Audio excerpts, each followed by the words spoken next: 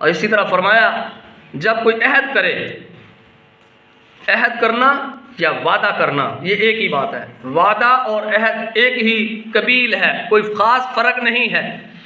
वादा है मैं तुझे फ़लाँ चीज़ फ़लाँ टाइम पर दे दूँगा, ठीक है।